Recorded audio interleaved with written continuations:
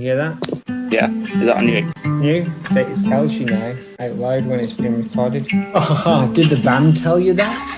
Oh, did the band tell you that? What is that? Phil Collins, when he became really famous in the 80s, he sent out a record called Collins on Collins. It's a vinyl record that has a list of questions that they mailed out to radio stations along with a vinyl of Phil Collins answering those same questions. One of the answers he gave was, oh, did the band tell you that? I don't know what the question was, because I only had the answers. It's very specific. So they didn't redo the questions as he answered them, he just gives the answers without telling you what the question is. The questions are on a piece of paper that the radio host would say, hey, today everyone, we've got a special guest for you today, Phil Collins from the band Genesis. Phil, I hear that you're quite a backstage. Oh, did the band tell you that? Mild. Today's cold opening, as you well know, is from the Maude and Ned spin-off, so cue up the theme music now, you can find it. And Maude applies for a job at the hydro plant and is interviewed by Lady John Hamm. Somehow she is told that she must undertake an obstacle course full of t-shirt cannons and dynamite-shaped holes. Are you Maude or Lady John Hamm? I will be Maude. Lady John Hamm can have an assistant. Are you that assistant? No, the new host. Oh, the new host, Natalie. He can be the assistant. Yeah, sounds good. All right. Yeah.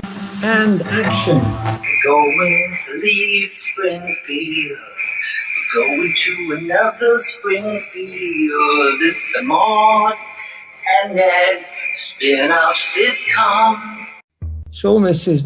Maude Flanders of Springfield Township, what my next door neighbour as well, what still owes me a pair of shorts. Are you wanting for work at, why should I or give you a job at hydro plant? Oh, I am very good at organisation and I'll make you some wind chimes. Oh, I've knocked all the things on the floor. Can you pick them up for me? Let's see how good you are at organising. Is this a bit? Pick it up, you Bible basher. This is a test. Can you get those right down at bottom? Not those ones. The ones the bottom. Oh, okay. Well, I've got to say, that is some fine arranging. I've never seen my desk looking so neat. Now for the second part. It's party rock anthem. Follow me Eyes up. to the car park. I'll be there now. Walk, walk, walk. You and I must run and race, and if I win and my legs don't explode, then I get the job. But if you win, you get my job. I thought I was getting your job. 2 questions, another race, and don't you already have a job? And You can't. go! Go, John Hamm. Ding, ding, ding, ding, ding. Action. Music. Action. Lady John Hamm. Go. Yes. Oh, t-shirt cannon. Boom. Whoa. Boom. What the heck? To be Oh, continued. Maude, it's a My Good Cast, Season 5. I need civilize a Turnbull. She's a regular, normal woman, and a foxy, dead, unruined Eliza. She's a Madam Shoe collector. She's glaring at Springfield and you through suspicious eyes. Granddaughter of a 4-legged spider woman. She'll hit you with a tray. That's a callback. It's the Maude Flanders Museum Internet Database Podcast, Season 5, Episode 1. Season 5. Who would have believed it? We're close now to the point where I thought we would be finished with all the Maude content, So and we're not even close to her being dead. we're not even close to her being dead. We are in space, but we are not close to her being dead. Mick, don't touch that door. Mick, I've told you, stay away from that window. Very cramped in here. It is very clamped in here. What episode number is this? 43. Oh la la. I can barely believe it. Well, hello, Goodman morning and cider drinker clum. Refrain from some bacon, friend. Brought to you by Jeff Apple Sunderland, currently under construction. All hail corporate imperialism. Before sponsors, would you like to introduce the fact that we have a third host? Oh, did the band tell you that? Yes. So I'd like to introduce our new Host. This is Natalie Balloon Manticore. Yes. She's ridden in from the west. What do you have to say for yourself, Natalie BM? One day, the world will boil, and all that will remain is Maude Flanders. I hear that you're the joker of the pack, Natalie. Did the band tell you that? They did. Those rascals. I've heard that you have unprecedented Maude knowledge that you're going to bring to our table for this fall season. I think sometimes Maude Flanders just slowly cuts off her son's hair just to see if anyone notices. Stay away from that door, Mick. Sponsors. Vivacious. Runners-up. Paul, Season 9, runner-up. Sponsors. I Am Your Grandma, YouTube superstar, challenging the notions of mortality, celebrity, and the universal impetus for creation and legacy. Anti-sponsors, son of Sonny Bono, copyright sniffer, very powerful in Syria and Iran, example mediocre rapper, and wife of Dave Brubeck, Incorporated. And sponsor, meat. You love the carcass. Carnivores can't stop yapping about it. Divine value deal. Do have a cow, man. Gravy. You got any sponsors for us today? Royal Dutch Shell. Together, anything is possible. Shell Lubricants has a new motto. Globules of oil from a pelican's throat. Shell oil. What about you, Natalie? Sponsors. A bunny rabbit dressed as Hugh Hefner, dressed as a bunny rabbit, dressed as Hitler. Oh, that's a good one. Okay, we're coming in close to land. Does anyone know how to land this blooming spaceship at all? Here, get Rex for me on the radio. Rex, we're coming in. Woof. Rex is not here. Woof. Oh, is this bloody Barker again? Barker, we're coming in, we're landing, and there's no you can do about it. You stay away from this planet. Who you nerdy hackers over here. Who's the best at hacking? I am. Who? I am. Who? Me, I am. Who? Me. Who? Me, John. Who? John who? Me, John Poop. John Poop what? John Poop 17. John Poop 17, you are our man in the chair. Can you hack into Barker? Barker, what do you think about that? Woof. No. Too late. John, how you doing? I've done it. John, you've already hacked in? Yes. John, you're amazing. I know. Coming in for a landing. Woof. One plan, get out there. Stop them. Woof. Land. Oh, no. Oh, what's that puddle of blood underneath here? John, did you check underneath before we landed? Yeah, I did. What did you see? I saw a little man. What did you do? I crushed him. John, you're a psychopath. I know. I'm your man in the chair. I'd just like one of our men in the chair to be normal. What is actually going... What the hell? That guy's dead? They all seem to be bloodthirsty. I'm bloodthirsty, me, because I spend all day playing AAA first-person shooter, and I just want to get some vengeance. Well, it looks, John, like you've taken your vengeance on the only human on the space station. How do you feel about that? I feel alive. All right, John, you have a nap. All right, everyone, off the ship. All of you off. Debbie 78, come on. Krang, Chad Chuff. Michael Foucault. I'm fucking Scaramouche. Darren Scaramouche. Rod Hobgoblin. Mick Todd Rodman. Okay, I'll get off the ship. I'm bloody sick of travelling through space anyway. All of you sad monkeys and zebras and dolphins. Okay, we're coming now. Don't rush us. What? I said don't rush us. We'll do it, and we're doing our best. Has everybody got the helmets on? I don't need a bloody helmet, me lad. I just hold my breath. Okay. Good luck, Stamp. Good luck. Good luck. All right. So here we are on the space station. I can see dogs running over there. I imagine that we're going to set up for our first battle real soon. Battle? An actual battle with dogs? I was invited on a podcast about Maude Flanders. But before we do that, should we do an auditorium while we're here? I brought my my graphic calculator spell checker that can access the auditorium. So give me a number between 1 and 370. Are you just is this it? Do you just go straight into the podcast? 259. Is Maude a mobster boss? gambling casino support, Ned dog racing, passing lottery ticket, Maud's dream of money, not giving to addictions, she can ride the tiger. Is she the Gus Frink of Springfield? Cousin. Nice. I feel like I've heard you say that before about her being the Gus Fring of Springfield. A Gus Fring with a Maude her. I'm pretty confident I've made it. Maybe we've talked about this before. Well, let's do it again. Now we know what it's related to. No, she isn't, is the baseline answer to that question.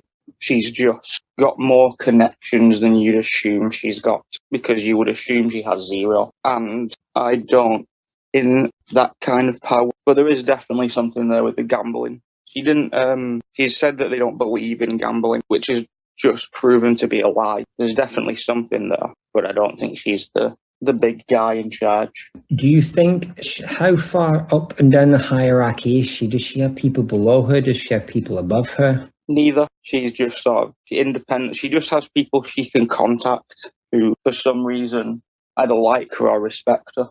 I'm probably going to say like, which leads to respect. I think she leads with kindness, so people basically owe her favours. I imagine maybe made some kind of food for some kind of Yakuza event, and they owe her a favour. Are you suggesting she had a catering business, or did she just do this out of goodness? Well, at the time, she did specifically have a catering business, so it could have just been that. Interesting. Oh, the falafel thing, yes. Yeah, but that doesn't seem like a Yakuza party treat. But Nathan, everything you just said was completely wrong. Maude isn't kind. She's the utter devil. I know for a fact that Maude has skinned a kitten. But on the other hand, Maude could be the most neutral character in the Simpsons universe. That's right. One day, we will evolve to have no little toes. Our little toes are on our way out. They are evicted. Goodbye, bitches. But enough of this jibber jabber. The dogs are coming. Overlay this with all kinds of space noises and shooting guns. Chip choop choop. Chip choop choop. Chip choop choop. Chip choop choop. Nick, I've told you not to lean on that door. Oh, bloody hell. Oh, no, Mick Jagger's been sucked off into space. Jesus Christ. Don Zebra, don't go near that door. Stop, don't press that button. Don Zebra, I bloody told you once, you daft lad. What? Don't touch that bloody door. Speak up. I pressed it now. Oh, bloody What? This is going off. I did think that this was a Maude Flanders podcast. I didn't expect there to be this many dogs, or for it to be in space. That's Don Zebra and Mick Jagger from Rolling Stones who've been killed already before we've even got into having a fight or anything. Look at Jack Derrida over there sat on his ass with quadrupeds and Pierre Bourdieu and Michael Foucault and Guy Debord and Archie Rambo and Kerry Katona. Jack Derrida, riding a hamster, zipping between the blades of grass. Tiny Derrida, deconstructing everything, coming to you to tell you what's what. What are they doing? What have to say for yourself? Well, I'm not getting involved in this nonsense. What, so you're not going to fight the dogs with us? No, I'm not going to fight anyone. I believe in peace and love, man. All right, well, at least can you give us a quote? Okay, then. I cannot respond to the call, the request, the obligation, or even the love of another without sacrificing the others. Is that a Lost reference? The others? I didn't actually. I just wanted to notice if you realise that it's the same one I told you last time. It was a trick, but you can't stand the same river twice, so I'm going to throw it back at you for another go. I cannot respond to the call, the request, the obligation, or even the love of another without sacrificing the others. What do you think, Natalie? I've just got a really bad headache. Wow. I think That's inspirational. Yeah. Where'd that from? insightful. It's razor sharp. This is going to work out a treat. This whole thing is a good idea. That guy, that Jeff Apples guy, is he a rat? The other, I'm assuming he means friends, etc. Maude loves Ned. The other would be Jesus. So would she have to sacrifice her love for Jesus to fully commit to her love for Ned, or can they both be equal? That's a really good question, Nash. I think that the worst creatures on this planet are orcas, and I have multiple reasons why orcas are the worst animal on this planet. Would you like to hear them? So, Jack, are you going to come with us as we go and find the dogs and see what happens? You know what's going to happen? We're going to massacre those dogs. We're going to massacre them, and we're going to usher in a new space Jesus age range. Listen, Jack, calm down. You've been strangely silent so far this episode, considering this is your mission. But still, don't get too excited. I'm going to take my crew this way. So, boys, watchdogs, come with me, okay? Well, Jeff, I'm not going to accompany you on this mission. Me and Quantum Pence are going to take my crew down, deeper and down. What do you mean, Quantum Pence? I thought his name was Quadra Pence. No, you see, he's involved and found out how to go beneath matter and get into some spooky distances. And so I'm going to take my bloody brothers and go down into Quantum Realm, Marvel Comics, copyright, trademark. Come on, Quantum Pence, do your worst. Yeah, I'm Pure Joe and I'm going with you. I'm bloody Michael Foucault and I'm going too. What about you, Guy Boy? Are you coming? Yeah, I'm the man. Archie Rambo. Yes, I'm coming with you. I've written a poem about Quantum Realm. Quantum Realm? Quantum bloody realm. I thought I left it here, but now I can't find it anymore. Quantum bloody realm. It's tiny. Will you get me magnifying glass out for see Quantum Realm, Quantum Realm? That's a brilliant poem, Archie Rambo. What about you, Caricatona? That's why mums go to the Quantum Realm. Oh, your mouth's full of chicken. Come on, Quantum Pants. Come on, Quadra Pence. Quantum Pence, do your worst.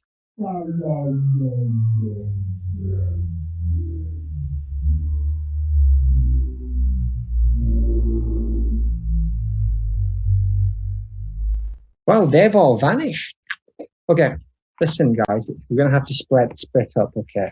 I tell you what, man, why don't you animated Carbon Todd Hobgoblin, Rot Hobgoblin, Statman, Stem, Anton Ouija Bow, and John Poop 17, you come with me, and why don't you H Robo, Dave Battery, Envelope, Isabella Rossellini, Vulcan Hyperbully, Debbie 78, Crank Chuck, Arthur Foreman, Banana Second Foreman, Claude Dolphin, Josh Finance Homicide, TV Jeff James Martin, Professor Darren Scaramouche, and Diane Sharp. Why don't you go into the other room? Well, Natalie, why don't you take them? Did the band tell you that? Actually, I changed my mind. Why doesn't Envelope, you can stay with us. The rest of you, get the heck out of here. Okay, we'll go the other way, Jeff, and we'll see you on the other side. So to summarise, Natalie, you go off and take this group, if that's all right. I know we're asking a lot of you, but you are one of the hosts now, so responsibility is going to fall your way. You take all of these C-listers, and we'll take the memorable ones like Stamp. Is it too early to request a $4,000 pay rise? Now I'm alone with the C-listers, I would like to introduce to you my brand new segment. It's called One Flew Over the Cuckoo's Maud, Jaws 2. And this segment's about... No, hang on. Don't do that, Diane Sharpie Sharp Eye. Oh, fuck. Oh, bloody hell! It looks like the other half of the spaceship has only been exploded. Oh my god! Jesus Christ. Oh my god, it's Robo, Dave, Battery, Isabella Rossellini, Vulcan Hyperbole, Debbie 78, Crank Church, Banana Second Foreman, Arthur Foreman, Claude Dolphin, Josh Finance Homicide, and TV Chef James Martin and Professor Darren Scaramouche. What would we do without you? And Natalie. Looks like our new host has exploded into a ball of flames with all those characters. we don't have a backup plan. I didn't even think you could see fire in space. What are we going to do? Cold as ice, I don't know. We've already lost half of our people, which is bad. I didn't actually die. Oh, Anton, great. But also, I'm not sticking around for this shite. I'm going off into the multiverse, Marvel Comics PLC. I'm opening the cloak of disaster, and I'm stepping through into the multiverse. Bye, you f***ers. Oh, I didn't expect that. Boys, I'm just glad that we survived. Boys. Well, I'm glad you're still here, Statman, so let's see. Boys, I want to go find Earth, and I'm not interested in killing no dogs. Boys. We're down to like a third of our people. John doesn't want to help us kill any dogs. I don't particularly want to kill any dogs. Jeff Apple's tiny. He's talking a big game, but he's got no weapons, and he's like 4 foot. So I don't think we should go ahead with this battle. Let's just hide until the dogs have gone. Yeah. And while we're doing that, why don't we get into some content? Welcome. Oh, yeah. Maude Flanders Internet Museum Park and Database. The world's greatest and premier Maude Flanders Internet Museum Database theme park and hotcake restaurant. Just one of over 58 MFIMDBs around the globe and space, currently under reconstruction after mysterious fires. We have always been here. Find us in Worsley Mains next to the Netto car park, behind the bins in the discount shopping area of the town, along with shilling massacre and economical grog. Why don't you give the good people who are hankering for some Maude, why don't you give them a little bit of an idea about what the content of today's show might be? Yeah, Maude Flanders, yeah. Maude Flanders, yeah. Well, we're close to rounding up season 8 now. I think there's just basically our first 2 episodes and then we're done. We're past Maude's golden season, as I would call it. This is the one that I've been teasing for about 5 episodes because I kept thinking it was earlier than it was. But the Prohibition Beer Baron episode, which is a very good episode with Rex Banner, who we won't meet at all, but he's a good character. That's it, Jonathan. You want to add anything, Natalie? Oh, she's dead. Never mind. Clip 1. Homer versus the 18th Amendment. The Springfield lasses are chanting in the town hall. We want prohibition. Maude and Helen are leading the charge. Maude is very determined. Not sure who the grey-haired lady is. She stirs with icy fists, clenched arms not raised. We flip to Quimby, flanked by Wiggum and Lady Judge. You can't seriously want to ban alcohol. Tastes great. Makes women appear more attractive. Classic BOTH shots. He is angry. Frustrated. This is his lifeline. It makes a person virtually invulnerable to criticism. Helen puts her head in her hands. Oh, won't somebody think of the children? She whines, hands off the bosom. Maude gives her a half-lidded look of disdain, but she follows up with a, what kind of example are we setting? She pleads, arms by her side, eyes bowed. Do you think Roswell just flipped between the 2 characters in the studio, or do you think she recorded them separately? I reckon she flips between. I think she has that power and talent to dip between the voices. Wiggum stands. Ladies, please, all our founding fathers, astronauts and world-class series heroes have either been drunk or on cocaine. So this is Azuria going back and forth with 2 characters and Roswell going back and forth. So it's just the 2 of them in the studio, right? Basically, yeah. That's fun. Oh, no. Quimby is Castellaneta. Oh, is he? Yeah, he's Kennedy, isn't he? I guess so.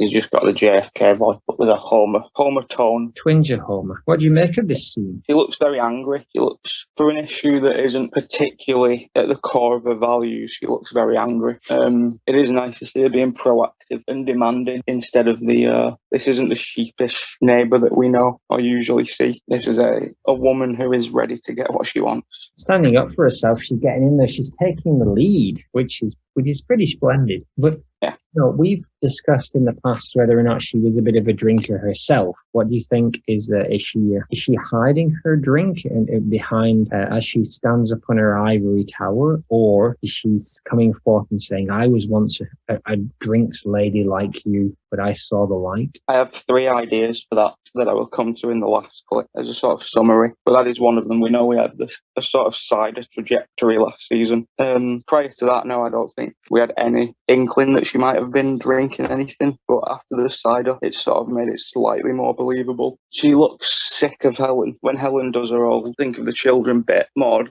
shoots her a look that she would normally shoot Homer or Neddy if he was being particularly irritating. She just looks... That is a recurring theme as well. Maude always seems to kind of gym people instead of the camera. She'll sort of, not more of an Angela kind of look than a Jim, I would say, actually. Yeah. Gives her that look, doesn't she? Like a, at the corner of her eye. Although I think that's where she's dismissing Diamond Joe, but she gives a very similar look. It's like an eye roll without any rolling. Who the hell are all these women? Why didn't they bring in some of the actual women friends, lady friends of Springfield? I'm not sure. I've noted that it looks like an early season crowd because they're all faceless characters. That the woman with the shawl, like the old lady, might possibly be the librarian, but she's on a scale where she's so minor, even I can't place her. There isn't a lot of other women it would make sense to put in here, other than there's a few in a later scene that you see that kind of make sense, but there isn't really any other women who would... Edna wouldn't support this. Agnes probably wouldn't.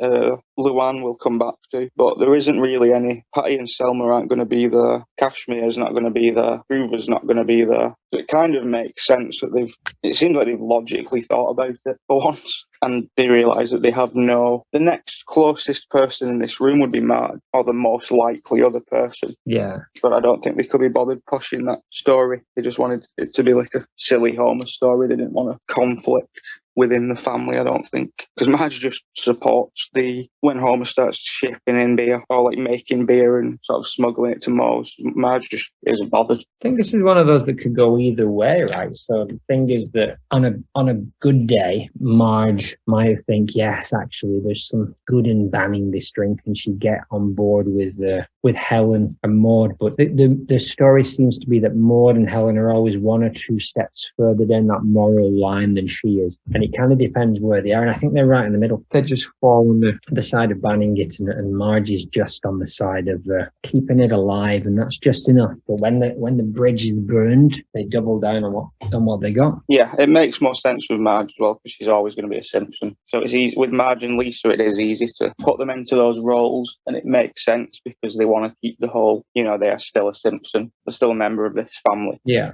There wouldn't be a reason for Helen or Maude to not be in that scene if they needed. I don't know why it specifically has to be women. I don't know why Ned and Lovejoy wouldn't have been on board Prohibition, because you don't see them drinking. I just assumed there was a reason why there were all the females leading it. So was there no actual story reason? Not to my recollection. I can't, unless something's happened. I can't remember. Oh, no, that was it. Bart gets, there's like a St. Patrick's Day parade, and Bart accidentally, he's like holds up a funnel, and someone shoots like beer from like a beer t-shirt cannon, and it all goes into Bart's mouth. And then, so I'm just assuming the implication is that the mothers are worried, but it is very 90s. No reason that Ned and Tim especially couldn't have been there also fighting this cause. Only 90s men didn't think of the children. My last note is her response to Quimby is more calm and dignified than Helen. Like, she knows that's going to get more done. But it's a bit hypocritical of a woman who secretly gorges tubs of ice cream and hires the Japanese mafia to deal with the neighbours, to now be saying, what kind of an example are we setting? A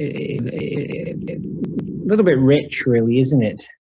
Yeah, the ice cream's forgivable because it's in secret, but that happened in front of her neighbour's children, and Rod and Todd could have just been at the window too. That was just out in the open villainy. And this is literally 3 episodes later for her, and she's back to thinking that she's something. You think she let herself off for all of that stuff, where they were mean and excluded Marge from the investor club? And in canon, she got Marge sent to prison, and there was the sort of rudeness with the statue of David, and the rudeness when she was a policewoman. I think in Maude's mind, though, all of those, Maude is still in the right. Yeah, I don't think she feels guilt. She feels guilt for a lot of things, but I don't think she feels guilt at all for the Yakuza situation. For the things she's actually done. I think needs must would be the way she would phrase it in her head. She was threatened with the mob, so she brought the Yakuza. It was a response rather than an attack in her head, so I don't think she feels any guilt for that. But I do think she feels guilt for other things. I just think when it comes to Marge, she's always going to think she's right. What do you think one of the things she feels guilty is for? Probably the ice cream. Really? There's probably been moments where she's sort of maybe snapped at Rod and Todd, like with the vegetables. She was the one who said, do you think we were too hard on him? So I think that she feels the correct amount of, she must like shame because Ned chooses to mention it on her one memorial. Shame of joy, joy of shame. But I also think that you think she feels an intense pressure to be a good parent, and that's why she goes along with Helen's schmaltzy wine. I don't think she feels pressure to be a good parent. I think she thinks she is a good parent. Other people are the problem. Like outside influences are what she tries to control. But in terms of her own parenting, I don't think she feels any stress or guilt or pressure. I think she's just maternal. And who are we to judge her? That's for a vengeful God to do at some point. Yeah. They are in the mayor's chamber. Diamond Joe is reading a law. Well, I'll be damned, he said. Darned. Can't say damned on American TV. Long pants. Maude steps in forcefully and points and demands. Read the other one, the non-duck one, and towers over him, hands bent backwards with a very dismissive eye roll. Joe continues, and spirituous beverages are hereby prohibited under penalty of catapult. We zoom out to see a room of ladies. How did Maude get to take point on this? She's come a long way from sheepishly raising a hand to ask a question in like a town hall meeting. Now she's right up in the mayor's face, being just sort of talking down to him, treating him like garbage. She's the main one here because she's the main one here, I think. I think we've spoken about this before, but splitting up, if Helen and Maude are both there, I think the lines just get dished out like evenly. So Maude sort of gets to say this because Helen gets to kick off later, basically, is what I thought. This is also slightly less aggressive. I've also wrote, is read the other one, the non-duck one. Is that one of Maude's most intentionally comedic lines? Do we hear a little bit before that where he's referring to Stuart the duck? Yes, it isn't about Stuart the duck. It's just about all ducks, but Stuart's the best. Simpson's duck. Matter of time, isn't it? It's something to do with they find a law where ducks have to wear long pants or something, and they just start focusing on that instead of the prohibition one. So that's why she says it. But it's funny that we have always talked about her having a duck face, and she has a really ducky face here whilst talking about ducks. I tell you where she has a really, really ducky face coming up in clip 3. Does she? Yeah, take a look at this. Oh, yeah. Essentially a bill. Squirrel. She has no nose. Mine, Maude's got no nose. Catapult. I think they were just, because it was an old law, it was like an old-timey comedy punishment. But it's the kind of situation I could see Maude. Rex Banner ends up accidentally standing in the catapult and they just catapult him out of town. That's how the episode ends. Nice. And I could see that happening with Maude in an accidental way. That if this had been a season or two later, this could have been the way that she went. That she was up there lecturing people about responsibility and then Homer just catapulted her out of town. Oh, Homer. Splat. Mummy. Yeah. She's also stood like her posture is bad. She looks like she's got a really bad back.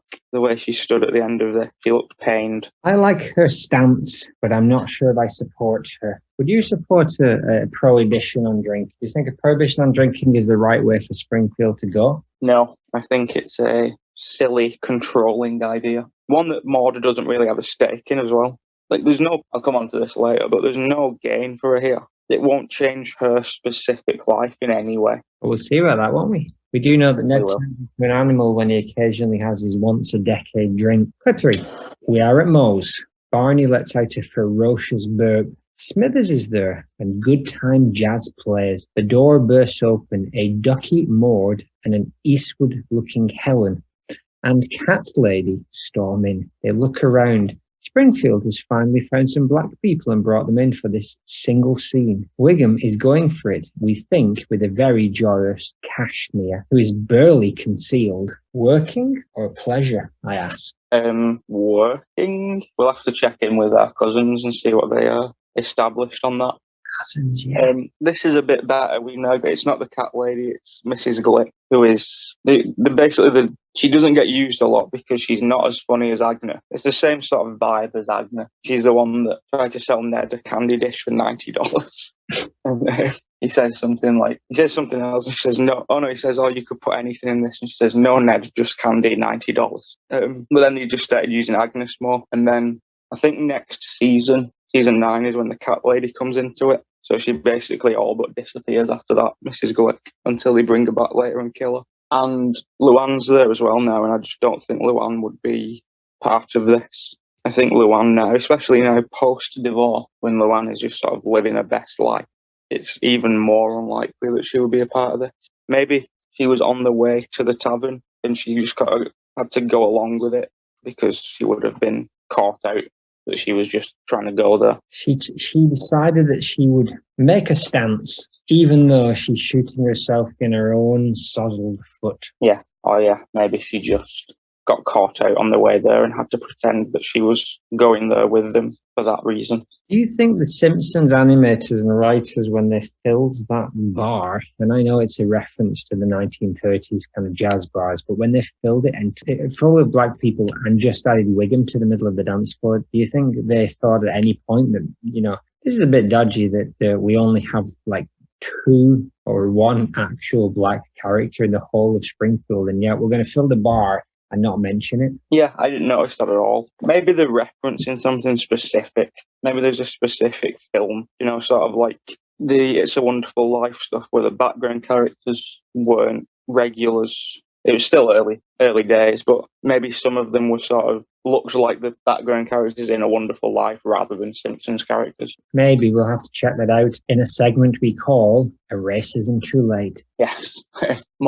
Helen looks angrier than Maude here, and it could be because she's just caught who we now know to be her sister dancing with Chief Wiggum. Surely if Maude is angry at one of those two, it would be Wiggum, and would she then tell Sarah about it? Are they that close at this point that she would say, I saw Clancy dancing with that stripper? Business or pleasure? I ask again. Yeah. Should also savour this moment because I believe, I may be proven wrong, but I think this is the last time we will ever see Maude at Moe's Tavern. It's only her 3rd time there after Aerosmith and when it was the family feedback, but I think this is the last time that she ever steps foot in Moe's Tavern. Right? That we know of. I'd like to suggest that there are late nights when a heavily made up Maude with a shawl round her head and some glasses on nips by for a sherry or a cider. Possibly. Who knows? Clip 4. We are now in Springfield Town Hall. All same episode this. Cut to interior. We are in Joe's office. Diamond Joe, a stern-looking Maude next to Helen, is power stamping on Joe's desk. She is stirring him down. We demand you bring in a police chief who will enforce the prohibition law. Diamond Joe is angered. Demand? He bangs desks. Who are you to demand? I run the town. You're just a bunch of low-income nobodies. His assistant leans over. Election in November. He says, what again? He whines. Ensign. I'm surprised she didn't take more offence at low-income nobodies. It reminded me of when George Bush said no particular hope to dream. She didn't take offence to that either. So maybe she just can just take a hit, take a low blow like that, and it doesn't rile her up. She probably thinks he means somebody else anyway. I think so. I think she's thinking he doesn't mean me. She doesn't. You don't know me. I also wrote, Christ, she looks stern and loveless in every single clip that we've seen for this premiere episode. There isn't any joy in her face in any of these clips. Is that because she's on a mission? She is very dedicated to her missions. Yeah, she's very driven and sort of characterless in this one. She is there because she's needed. She's not there to fill up the background. And it's not like, we'll get the occasional episode where they'll think, well, what would Maude say? When, we're directly with the Flanders and stuff. But this isn't one of those episodes. This is just Maude serving a script purpose and serving it wonderfully. I do think in the 60s,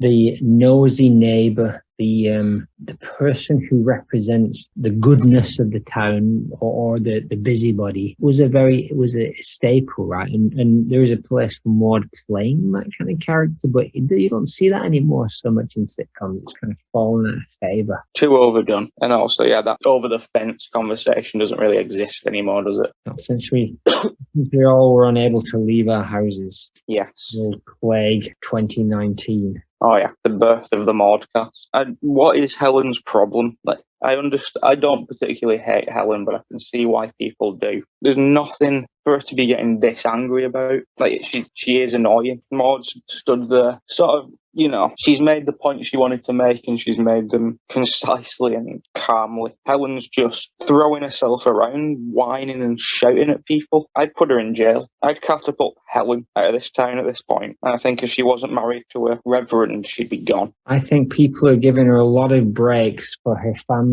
stuff. And I think it's only a matter of time before Tim turns his back and someone stabs the knife into the back of Helen. And I think had they not killed off Maude ridiculously, there could have been some real conflict there. And a Maude spin-off, I think it's only a matter of time before she comes to the land of John Dynamite Legs Ladyham and we see an actual bloodbath between Helen, or maybe post-apocalyptic, maybe she survived. Well, sooner or later, those two are going to go at it with cleavers. Yes. I think I know who I have my money on. The stone-cold grip of Magdalene Radamanthus, Landers Goodman.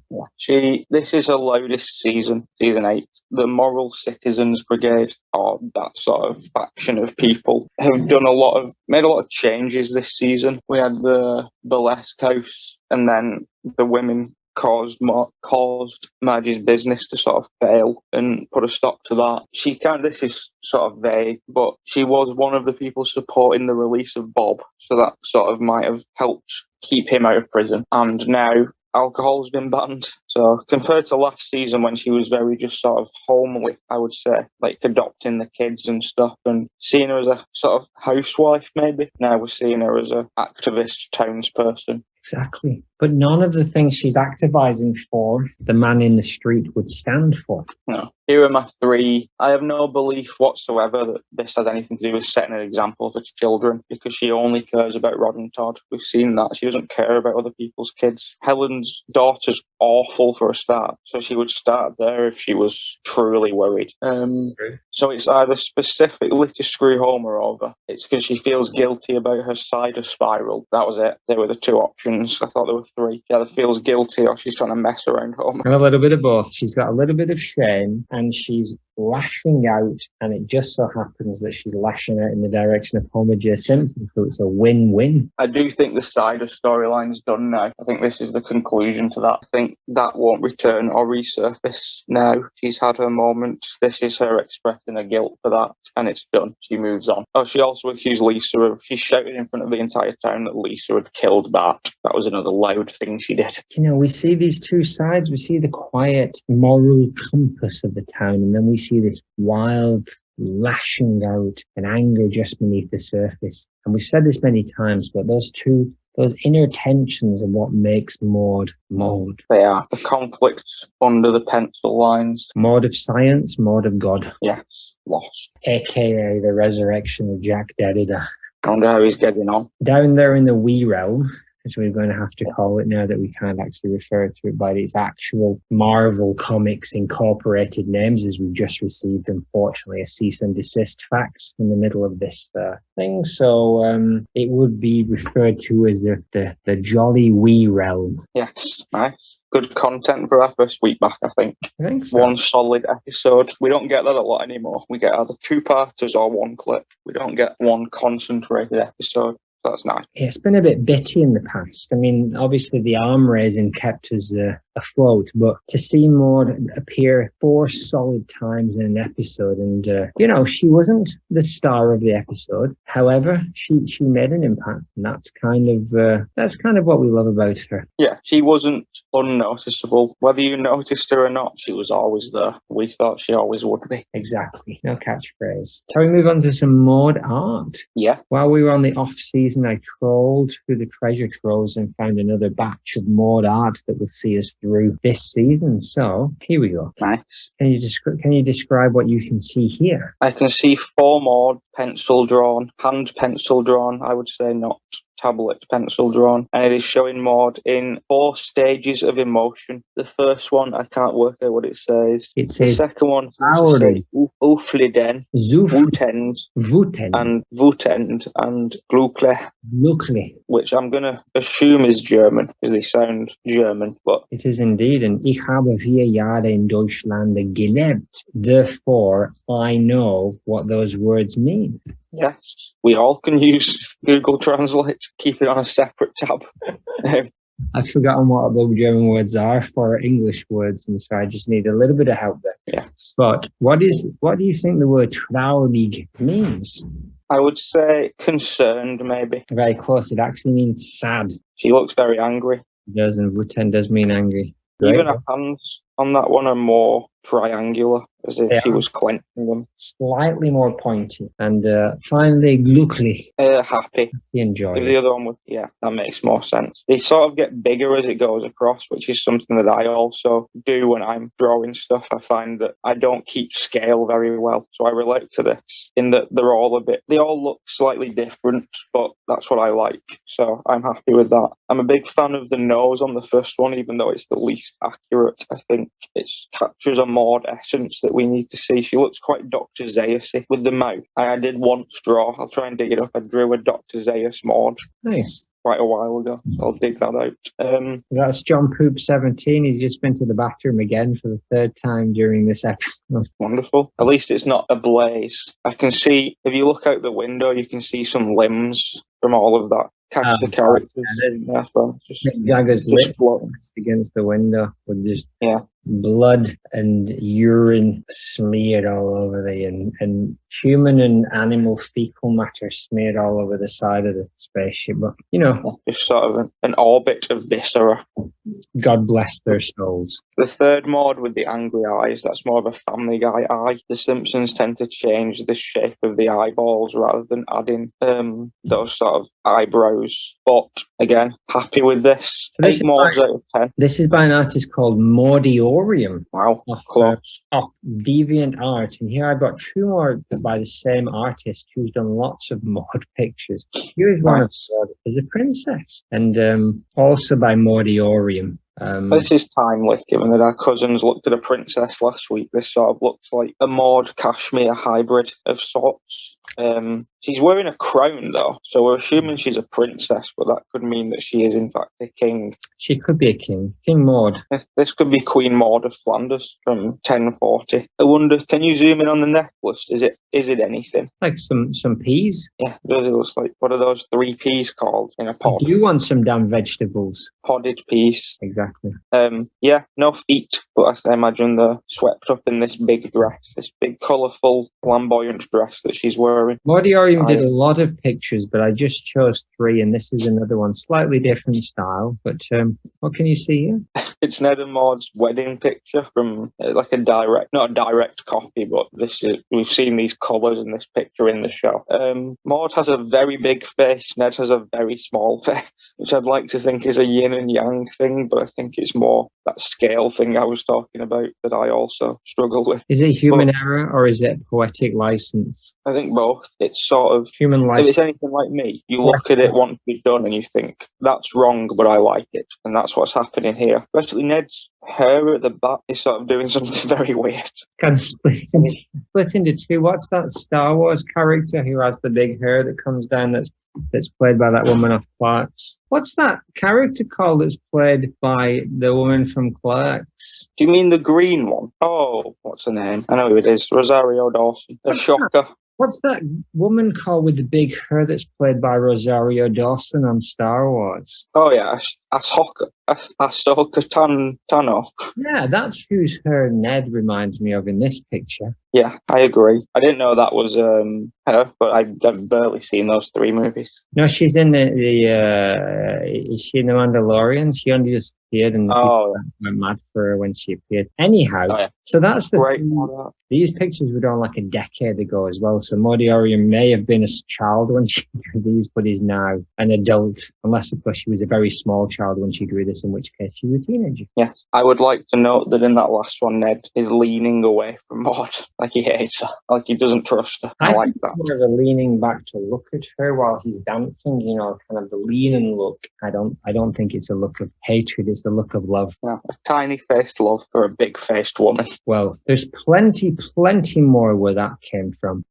Stupid, sexy Maude members, etc., etc. If you want, I can throw you a Spectral Speculations question. Yes. I want to know something else about Conrad. So we know Garrett has 4 wives and 17 illegitimate kids. One of his kids has 1 leg too many, and one of them has a robot leg, and one of them has a fear of legs. But Conrad, his twin brother, all we know is that he's allergic to shrimp and jellyfish. I need to know more about this dark horse in the Goodman family. I think he's the quietest of the entire family. I think he sort of he saw the zaniness of the Goodmans and the Turnbulls as he was growing up, and he thought, I don't want any part of this. Sort of like, he was probably the Frank Grimes, that he was lifted directly from our world, where he just suffered from real world problems and had real world thoughts. Did he ever get like an ulcer and was lacerated by like when he opened up, he was trying to like open something up that had like a spring inside it, and the metal from the spring kind of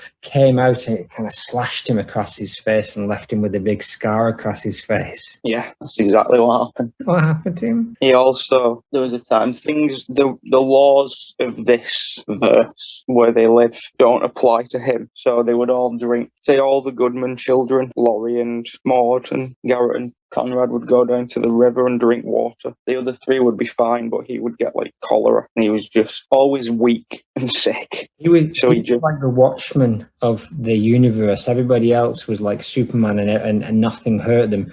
But everything that would have happened in the real world happened to Conrad. Yeah, but he's doing okay. I think he just distanced himself from the family completely. Is he still in Springfield Township? No, I would say he's somewhere in Asia, in a small country, maybe like Cambodia or something like that. And he lives the closest to completely alone he possibly can. Silicon Valley spoiler. Like Jin Yang at the end of Silicon Valley spoiler, or like Colonel Kurt's Cambodian village man. Exactly. Vietnam, I think, really. Yes. Would you like a diary, or are we? Oh no, I would like a diary. Yes. Cut all that bit out about me saying that the show's finished because it's diary time. Dear diary, I'm sorry if my hand is a bit shaky. I'm getting on a bit now, and the arthritis is kicking in. But enough about that. Today, me and Ned took a lovely trip out today to, I think it was just like a field or something, but we were watching Homer and Marge's second child, Lisa, get married to a British guy, and we went in and sat down, and I've crimped my hair like I used to do it back in the day, just for the occasion, and it's nice to see everybody around, like Krusty. I've not seen Krusty for ages. Edna looks lovely. She looks glorious. She's Mrs. Skinner. I don't know where Seymour is, but she looks fine and dandy to me. Rod and Todd couldn't come because they're on some kind of cruise or something, but they just said don't ask too many questions, so I didn't. Unfortunately, the wedding didn't go ahead because well, it's that family, isn't it? None of us thought the wedding was going to go ahead. We've told this British guy he can stay with us for the evening if he wants before he goes home, so he said yes. And he taught me what a Yorkshire pudding was, and I was very happy with it. And then on the news we saw that the Springfield NASCAR course has been officially shut down permanently after my brush with death all those years ago. That's it. Other than that, I think Helen Lovejoy is really, really cool. Bye. Oh, good Lord. What's going on here? Don't know. It seems to be from a different dimension. The one where Maude survived and went to Lisa's future wedding. But surely we don't have a... Do you think she's making this up and playing along for fun, or do you think somehow there's some multiversal diary got kind of mixed up in there? Well, it's on a different coloured page, and she also says some nice stuff about Helen, which is unusual. So I think we're in the Goodman verse somewhere for this one. It also, every time I pick it up, it's got smaller, so it's quite hard to read the tiny pages now. You'd think the opposite, because more pages keep getting added, and nothing's been removed. It continues to decrease in size. It's all very bizarre, and I don't know if I'm really ready for it this early on into season 5, but I'd like to see where it goes for sure. She's loving Helen, the boys are on a cruise, and she didn't die many, many years ago. Oh, good Lord. My hands are shaking now with excitement. But enough of this. Yes. Who's going first? Natalie. Oh, she's dead. Look, her head's just floated past. Oh my goodness, it looks, it resembles a toffee apple. I think so. Yeah. Maybe a space stick has got stuck in it, and it looks like a bit old funny. Yes. Head toffee apple. Well, you know, it was good while it lasted. Rest in peace, Banana Second Foreman, Arthur Foreman, Don Zebra, Claude Dolphin, Josh Finance Homicide, TV Chef James Martin, Professor Darren Scaramouche, Chang Chadshaw, Poet Laureate of Wigan, Debbie 78, aka the Hot Pants Hooligan, Vulcan Hyperbole, Isabella Rossellini, our former boss and Hollywood superstar, Battery Dave and H. Robo exploded. But thankfully you're still with us, Jeff, aren't you? Yeah, I'm still with you.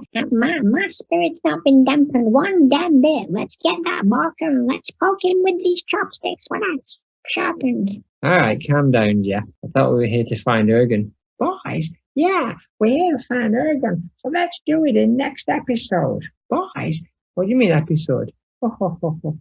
Boys. Homer versus the Springfield Lasses. We flipped to Quimby, flanked by Wiggum.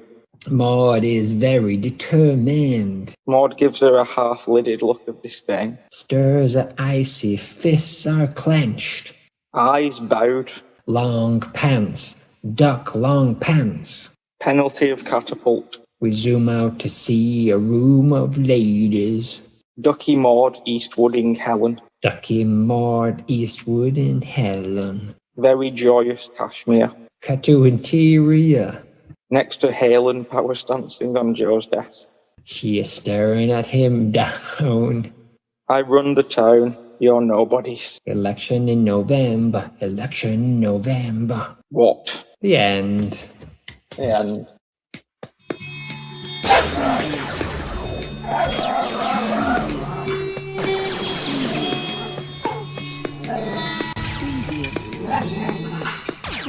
Is it episode 43, did you say?